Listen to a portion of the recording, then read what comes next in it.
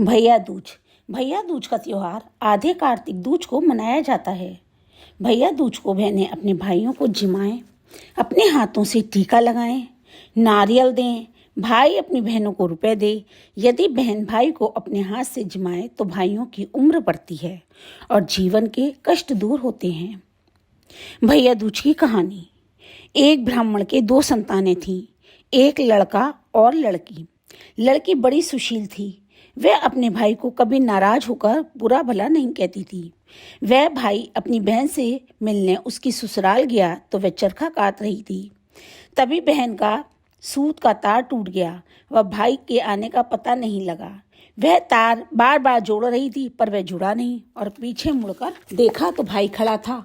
वह भाई से गले मिलकर अपने भाई के आदर सत्कार के लिए पड़ोसन से पूछने गई। उसने तेल का चौका लगाकर घी में चावल पकाए, परंतु चौका सूखा नहीं और चावल पके नहीं। एक दूसरी सहेली से पूछने पर गोबर का चौका लगाकर दूध तथा पानी में चावल डालकर खीर बनाई और भाई को खिलाई। दूसरे दिन भाई के रास्ते के लिए वह चक्की में आटा पीसने लगी।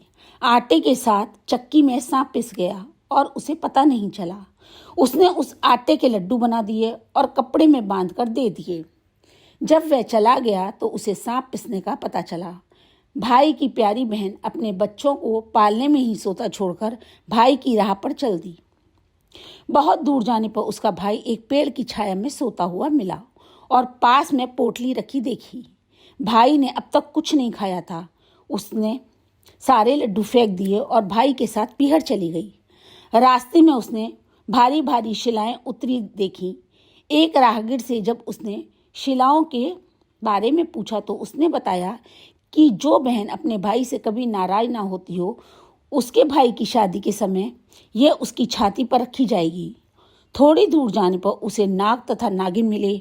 नाग बोला, जिसकी छाती पर ये शिलाएं रखी जाएंगी उसे हम खा लेंगे।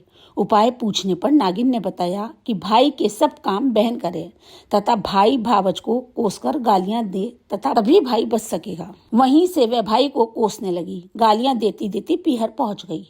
माँ बाप को बेटी का यह व्यवहार अच्छा नहीं लगा। विवाह की लगन आई तो वह भाई को गाली देती हुई स्वयं लगन चढ़ाने लगी और वह घोड़ी पर बैठ गई। जो ही वह घोड़ी पर बैठी तभी शिलाएं उड़ती हुई आईं और पुरुष के स्थान पर नारी को देखकर वापस चली गईं। ऐसा देखकर बारात के लोग उसे अपने साथ ले गए। फेरों का समय आया तो उसने भाई के पीछे धकेल दिया और गंदी गंदी गालियां देकर फेरे ले लिए। यह सब काम वह स्वयं कर रही थी। यहाँ तक कि सुहाग रात को भाभी के साथ स्वयं सोने चल दी। समय आने पर नाग नागिन उसके भाई को काटने आए। वह तो जानती थी नाग नागिन को मारने की तैयारी पहले ही कर रखी थी। आते ही दोनों को मारकर जेब में रखकर 3 दिन तक सोई रही। सारे मेहमान विदा हो गए। तब उसकी माँ को उसकी याद आई और उसे भी विदा करें। विदा के समय उसने माँ की उपेक्षा कर गुस्से से बोली कि मैं इतनी नीच नहीं हूँ। उसने मरे हुए सांपों को दिखाकर बताया कि नाग नागिन भाई भाभी को डसने आए थे।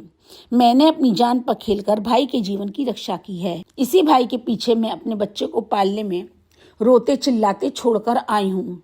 मेरे भाई भाभी को किसी प्रकार का कष्ट ना हो। यह कहकर जब लौटने लगी तो माँ और भाई ने उसे रोका और आदर के साथ विदा किया। भैया दूज के दिन चित्रगुप्त की पूजा के साथ साथ दवात तथा पुस्तकों की भी पूजा की जाती है।